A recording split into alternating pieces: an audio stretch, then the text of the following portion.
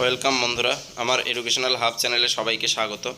এই মুহূর্তে যে গুরুত্বপূর্ণ আপডেট নিয়ে হাজির হয়েছি, আপডেটটি হচ্ছে 32,000 প্রাথমিক শিক্ষক যে মামলা চলছে সেই মামলার আপডেট নিয়ে। তো আগামীকাল এই মামলার সপ্তম দিনের হচ্ছে শুনানি হতে চলেছে। তো এই মামলার শুনানি কিন্তু আগামী দিনে যে শুনানিটা হবে সেই শুনানিটা কিন্তু সম্ভবত প্যারা টিচাররা যে মামলা করেছিল, মোটামুটি 2টি ম্যাট তারা দাখিল করেছিল, সেই মামলার শুনানি কিন্তু হতে চলেছে। ইতিমধ্যে তোমরা জানো পর্ষদ তাদের শুনানি শেষ করেছে। 2 নম্বরে ভুক্তভোগী শিক্ষকদের একজন উকিলবাবু কল্যাণ বন্দ্যোপাধ্যায়, তারও কিন্তু শুনানি শেষ হয়েছে।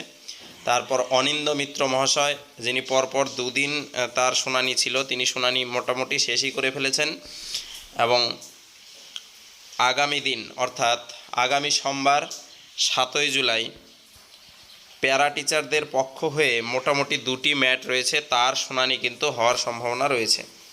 তাদের যে ম্যাট নাম্বার রয়েছে সেই ম্যাট নাম্বার হচ্ছে 966/2023। একটি ম্যাট রয়েছে 966/2023 এর যে ম্যাট রয়েছে সেই ম্যাটটি হচ্ছে মাননীয় জয়ন্ত মিত্র স্যার এই মামলাটির শুনানি করবেন, অর্থাৎ বলবেন। তারপর আরেকটি ম্যাট রয়েছে যেটা হচ্ছে 1547/2023। আরেকটি ম্যাট রয়েছে যেটা সুবীর সান্যাল স্যার থাকবেন। তাদের দুজনেরই হিয়ারিং শুনানি সম্ভবত আগামীকালই শেষ হয়ে যাবে। তো ওনারা বলবেন আগামীকাল, এটাই আশা করা যাচ্ছে। কিন্তু চারদিকে একটা প্যানিক কিন্তু তৈরি হয়েছে, সেটা হবার কিন্তু যুক্তি আবার আছে। তারা জয়ন্ত মিত্র স্যার এবং কোনো পর্যায়ে গিয়ে কিন্তু বোর্ডের বিরুদ্ধে বলবেন কিনা সেই বিষয়ে কিন্তু সন্দেহ রয়েছে। বোর্ডের বিরুদ্ধেও কিন্তু জয়ন্ত মিত্র স্যার বলতে পারেন।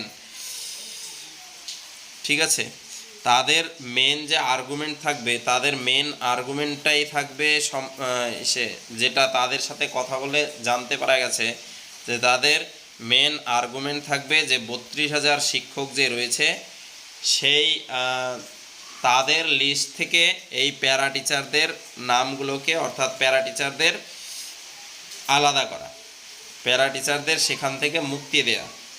কেননা তাদের ব্যাপারে যে অ্যাপটিটিউড টেস্ট বা অন্যান্য যে অ্যালিগেশনগুলো রয়েছে সেই আর্গুমেন্ট তাদের সাথে খাটবে না বলে তারা দাবি করতে পারে। কেননা তাদের কিন্তু এক্সট্রা ছাড় দেওয়া ছিল এবং তাদের যে ভ্যাকেন্সিটা ছিল মোটামুটি তার অর্ধেক সংখ্যা, তাদের ভ্যাকেন্সি কিন্তু পুরো ফিল হয়নি।